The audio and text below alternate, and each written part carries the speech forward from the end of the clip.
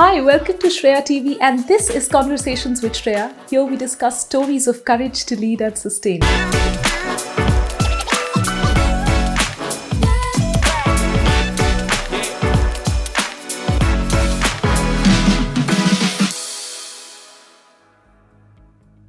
What if I told you there's a sure shot way to fulfill most of your dreams? Whether those are your billionaire dreams, or dreams to travel the world, or to win a marathon. My guest today not only practices the master techniques to get there, but teaches them globally to organizations and individuals. Vinesh Sukumaran is an organizational development consultant and the author of the book From Behavior to Wellbeing. Through his book, his writing has been compared to the Pulitzer Prize-winning reporter and best-selling author Charles Duhigg. Vinesh holds a master's degree in psychology from University of Missouri, USA. He's also a master trainer and practitioner, Thomas Certified Behavioral and Emotional Intelligence Trainer, Certified Practitioner of the Photo Reading and Whole Mind System, Certified Master Practitioner of NLP, and Certified Practitioner of Mind Mapping Tony Buzan Method. He's best known for coaching and training in areas of applied human behavior and positive psychology. Vinesh is a global performer with his programs conducted not only in India but also Japan, Malaysia, Singapore, Sri Lanka, France, and Spain. Vinesh's training quality is amongst the top in the world as rated by the leading research firm Technavio. He's the guest faculty at IIM Bangalore and on the panel of experts for Stay Fit magazine. Vinesh is also an active blogger and has written over 100 articles about his observations on human behavior patterns, performance enhancement, and well-being, most of which are published in popular wellness and lifestyle magazines in India. Vinesh also has diverse interests in art, juggling, bike rides, blues music, and Zen philosophy. And interestingly, he's been on the path of meditation for over 2 decades.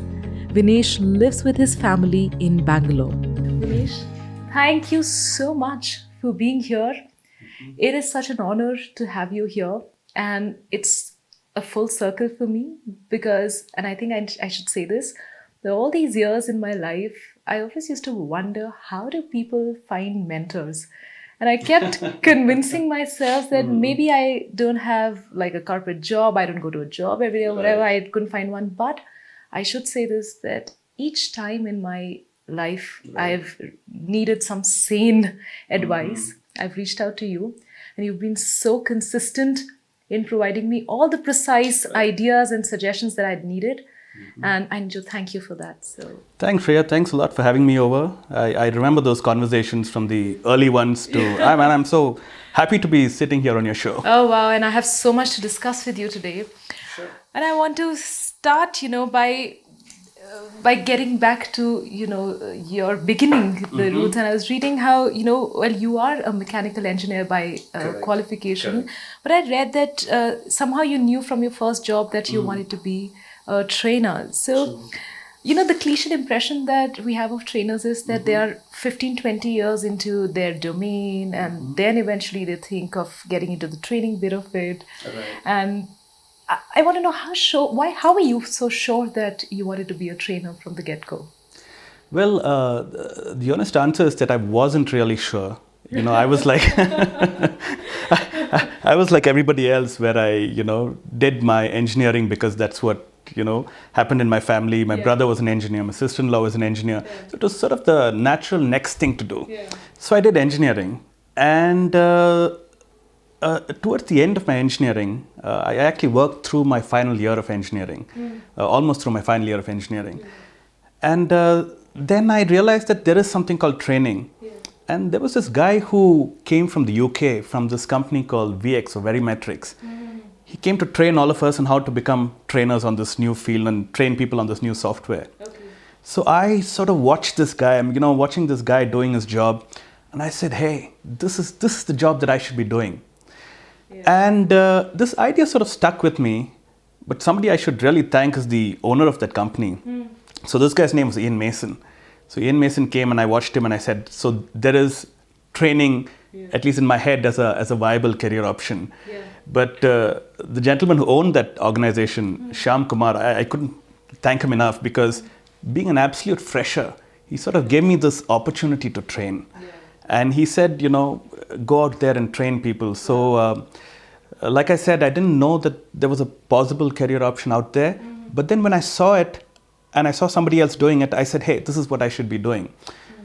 That's pretty much what happened. And I remember as a fresher going out to train some companies, and me going and telling, the MD of that company, Shyam, that, I don't know if I can do this because they're looking for a senior trainer. And those people had more experience than my age. And so this is what he told me. He said, you're the senior trainer, just go out there and do it. Yeah.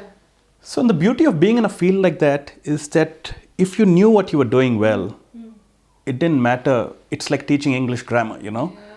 So if you're 60 years old or if you're 12 years old, a correct sentence is a correct sentence. Absolutely. So that sort of really helped. And then I moved into training, and then I said, I don't think I was making any progress being a mechanical engineer, at least because of my engineering skills, or I don't know, the lack of it. So I decided to shift tracks and then move into other fields of training. And that's pretty much what happened. That is so interesting, Ganesh. In fact, this entire industry of peak performance, personal development, and coaching is so vast, but also unfortunately so unstructured, also full of a lot of diluted knowledge. I want to know from you, how did you traverse this journey to ultimately find your core space? There are a couple of things that happened. When I stepped out of the engineering field, I was suddenly, what should I say, naked. So you don't have a degree anymore, or you have a degree which doesn't mean anything. So I had to start by being a trainer in something that I was good at. So that was a good starting point. So I said, thank God my parents sent me to a fantastic school. So I was good in language. And I said, I'm going to start teaching people how to speak well and write well and be good in language. So that's where I started. So it was a couple of things, like you said, peak performance. What makes that, it is a crowded space. It's a space also which probably attracted a lot of poor talent and, like you said, dilution and so on. So while I was a CAD trainer or a design engineering trainer, one of the things that I learned is that, performance means something. For example, in CAD, you would train people to design things like this mug.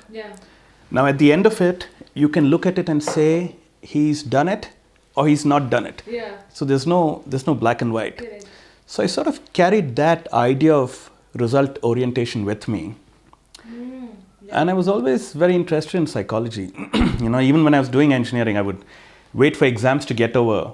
And there was a library in Bangalore called Ellur. I would go there and read. I think I've probably read all the psychology books there.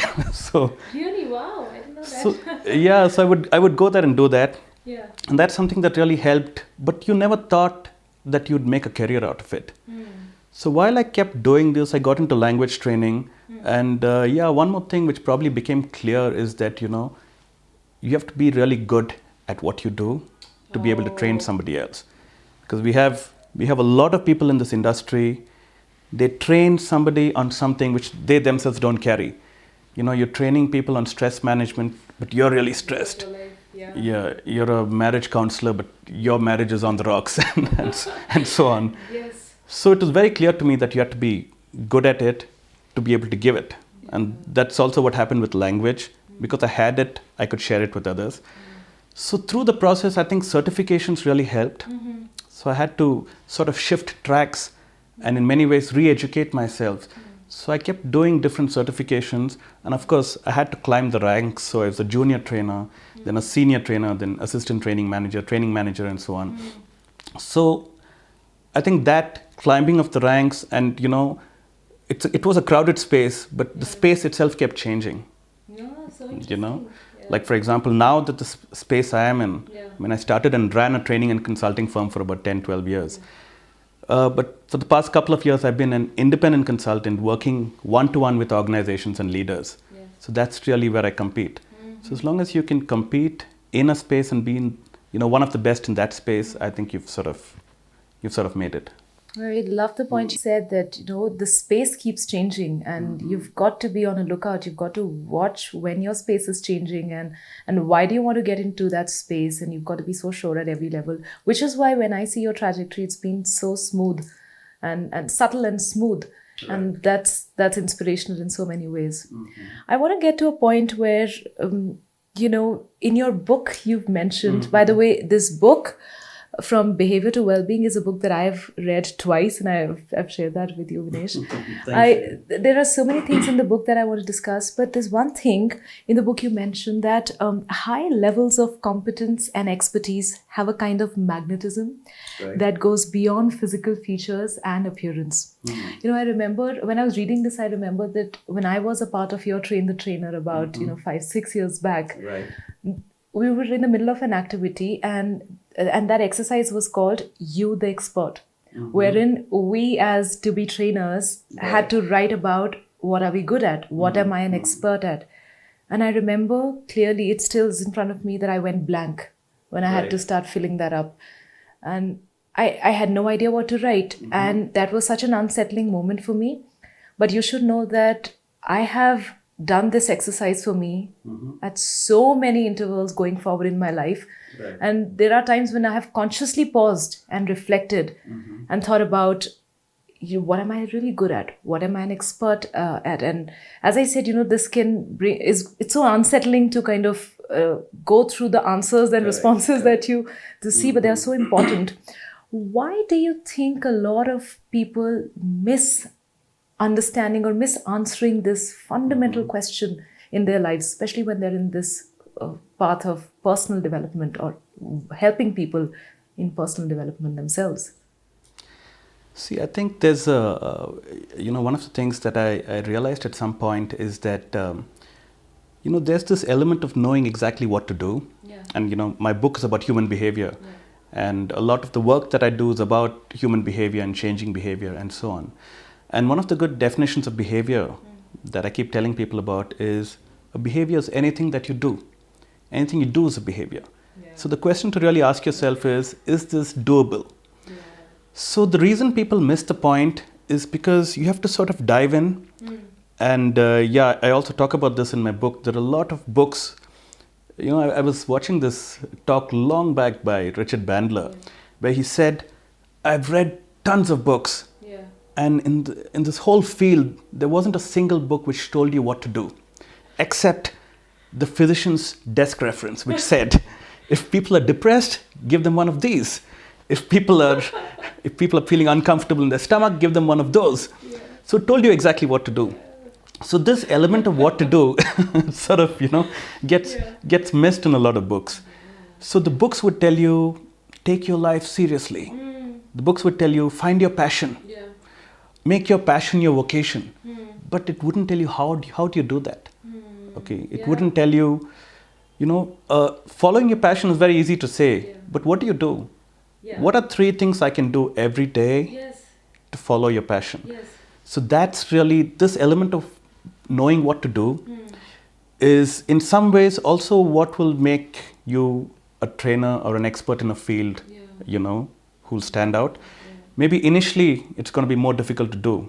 It's like we're really good at telling people, hey, relax, don't worry. But how do I do that? How do I relax and how do I not worry? Once you get to that, then you can actually train somebody, you can tell them what to do and so on.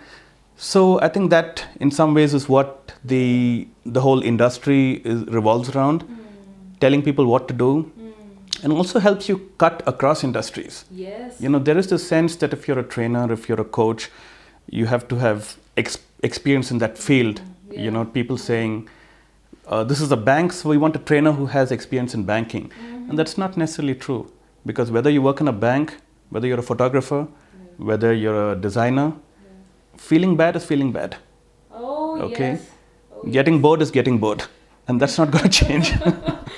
So if you can tell somebody to do certain things, to get out of that, to move to the next level, I think that's something which becomes, which is industry agnostic, which is hierarchy agnostic, which is country agnostic and so on. And as the cliche is true that, ultimately lead by example. And that is why, and I'm not saying it for the sake of it, but that is why when I attended your trainings, I could resonate with everything you said so instinctively, because I could just see you do that for yourself. Like whatever you were talking about, whatever you were asking us to do, one could see that you were doing this for yourself. And even without having to have that one-on-one with you, one could see that you're doing it for yourself. So I think what you're saying is true. Just do the simple things, lead by example. Absolutely. So that whole idea of competence, being more competent, is about knowing what to do.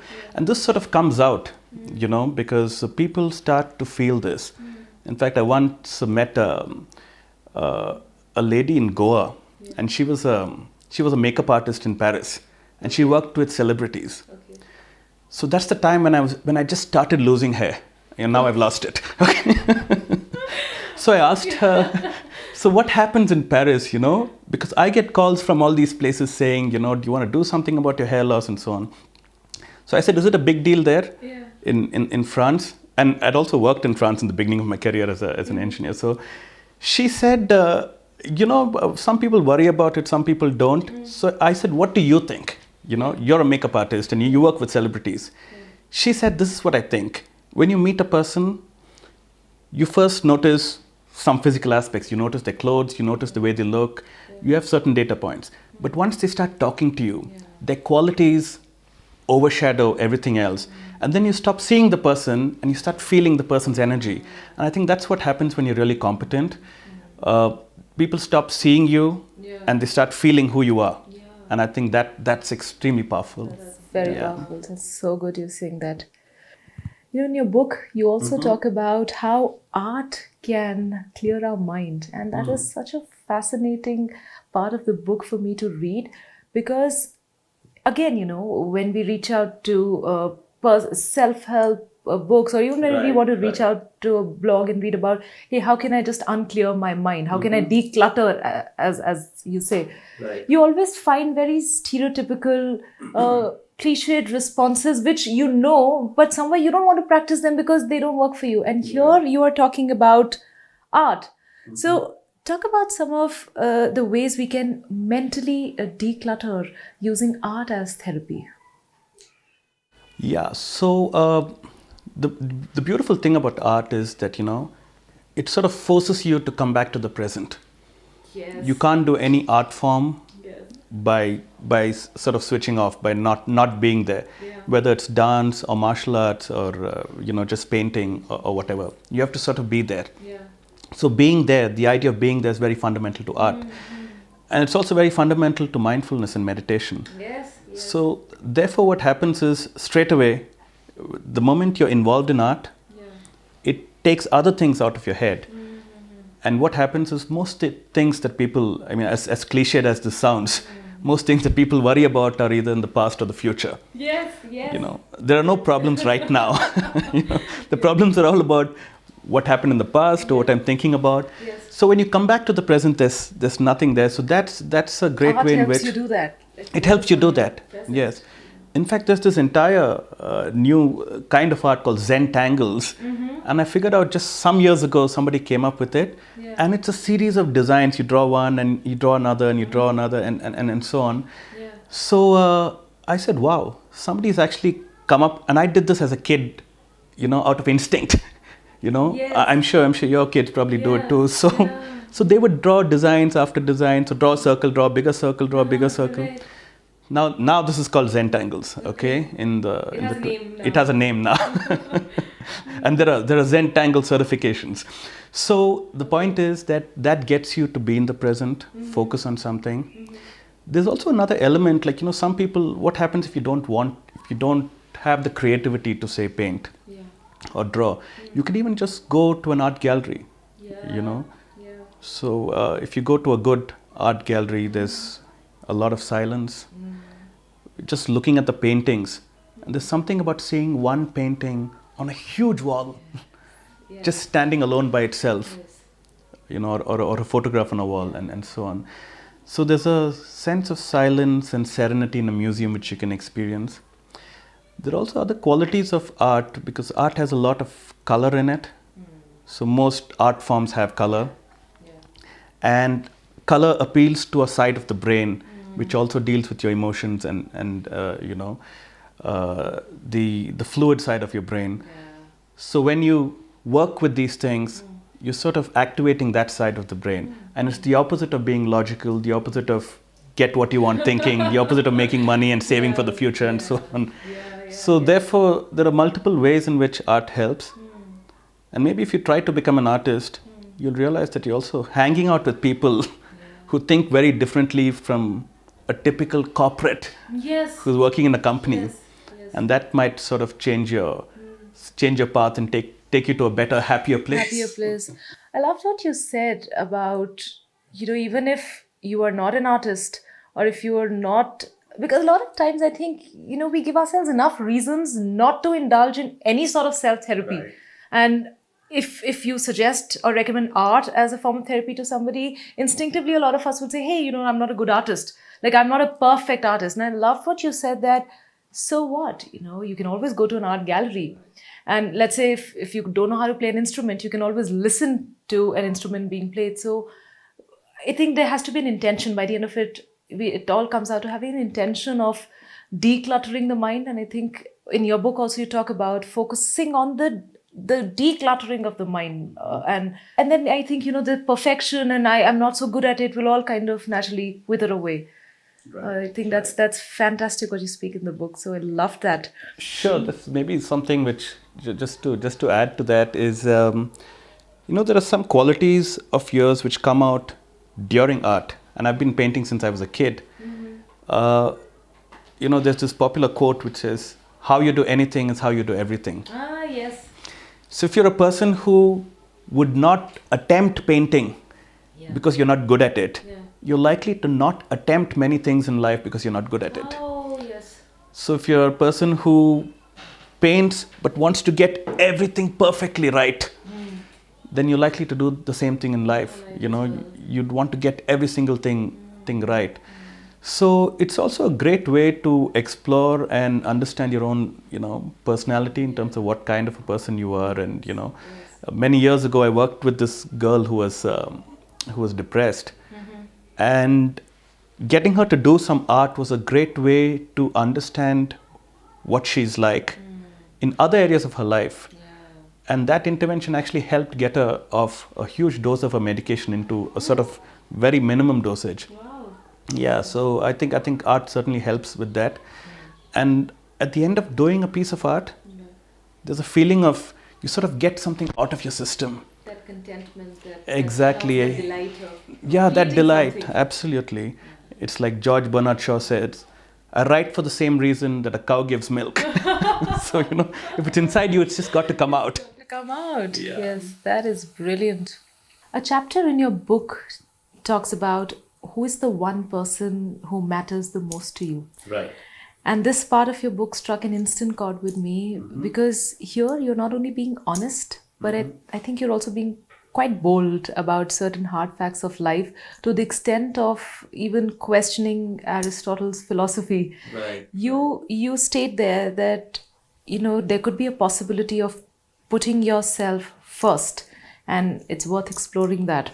Talk about this part of your book where you say that put yourself first. So this idea came to me when I was on a flight. Okay. And they give you instructions about, keep your seat upright and, put your window shades up. Yeah. And one of the things that they tell you is during an emergency, oxygen masks will fall down. Put on your own mask before helping others. Yes. And I realized that a lot of times, in life, as much as we care about other people, I think it's not absolutely normal for people to say that, I'm going to give myself out for others. Yes. So one of the fundamental ideas behind this is really to say that, look, if you care for your family, first take care of yourself. Yes. If you care for your community, take care of yourself. If you care about giving back to society, take care of yourself. And if you want to do something for yourself and have a good life, then take care of yourself. You know. I think there's guilt associated with, am I going to be declared selfish? And you've also mentioned that in the book. Correct. We should just shun that, and it's okay. Yeah, absolutely. See, it also depends from where you're coming from, what your upbringing is, because a lot of people, and there are communities which have been told that, you have to be giving and you have to, think about other people first and love your neighbor and so on and so forth, which is fine if that's what you actually want to do. And this is an idea which I also bring out in the book, saying that, there is such a thing as you chasing something for the sake of another, which means that, at the end of the day, we are all after certain emotions. So whether it's, the one person, and the reason you care about that one person, whether it's your life partner or your mother or your child, Love that part about the book. is because, that person gives you happiness, or that person gives you security, or that person gives you joy. So in the end, we are all after certain emotions. Yes. So the great danger is that, you find that life partner, you find that girlfriend or boyfriend or husband or wife, but you're still not happy. Yes. And that's when I think you're really in trouble. Yeah. You also talk about, your emotions might change. You are experiencing an emotion because there is that person attached there, and you say, God forbid, that person might change.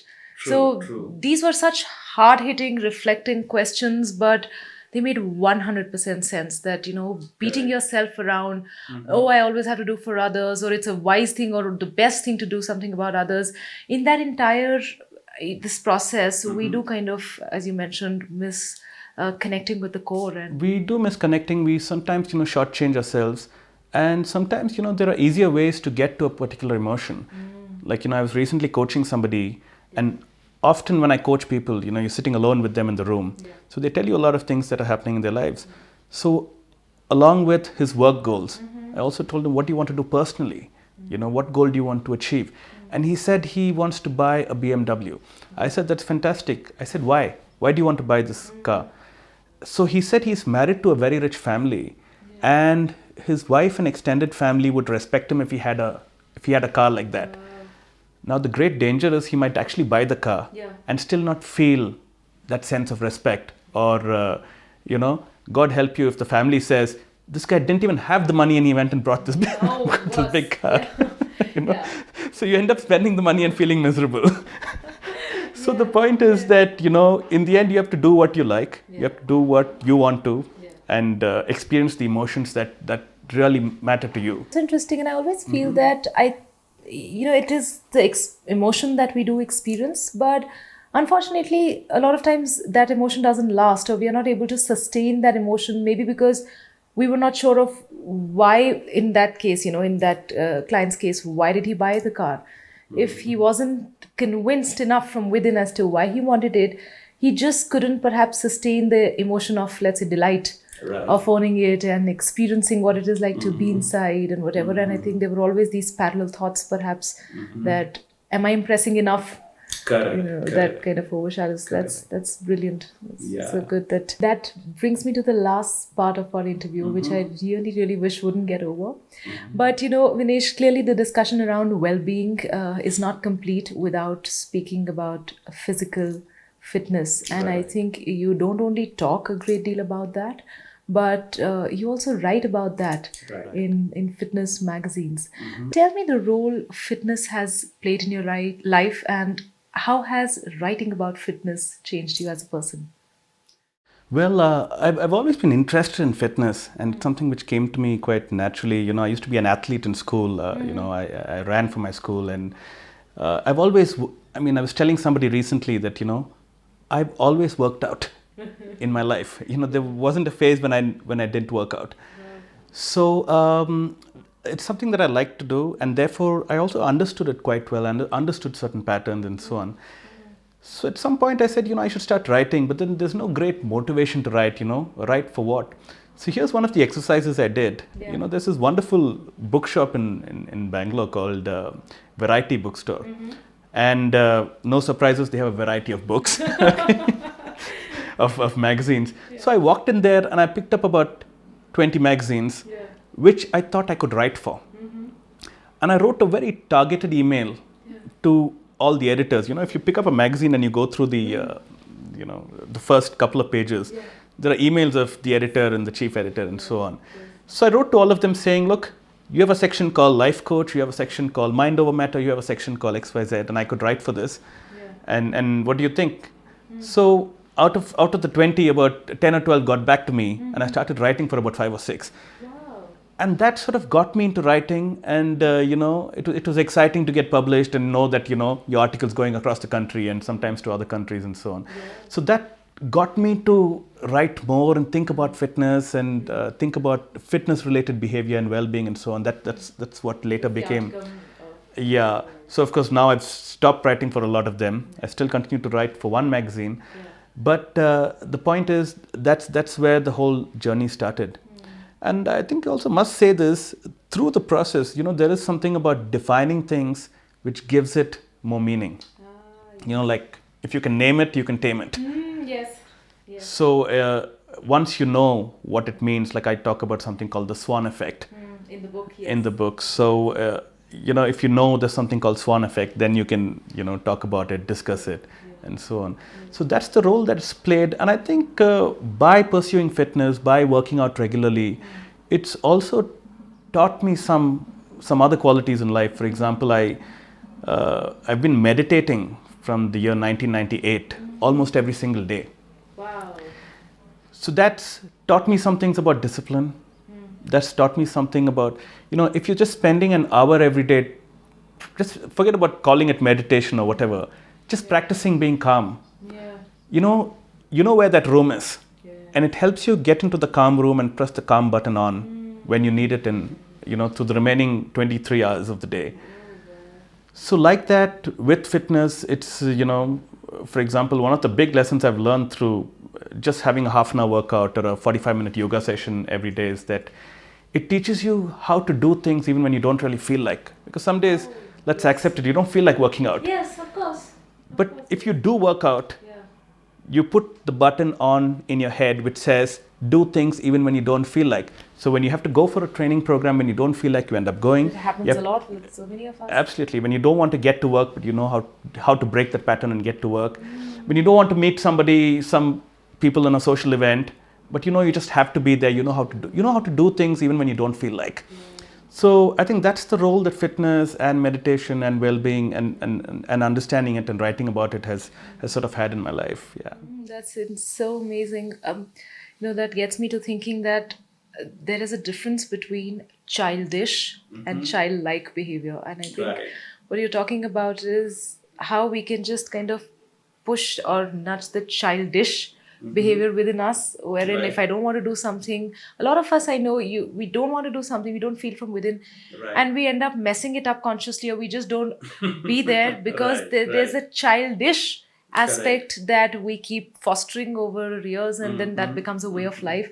And here you're just talking about how to deal with it in a different way. Absolutely. I think that's so amazing. That's brilliant. And I think there is so much learning, and I'm sure the audience here totally resonates with each and everything that you've spoken about. There is so much learning, not only from the book and the work that you've created, but also just by observing your life and the way you conduct yourself. It has been my utmost pleasure to have you here, Vinesh, and thank you so much for taking our time. Thanks, Shreya. Thanks for thinking this through and helping me bring out some of these ideas here. This is Thank great. you. Thank you. And I really hope you enjoyed watching this episode as much as I enjoyed chatting with Vinesh.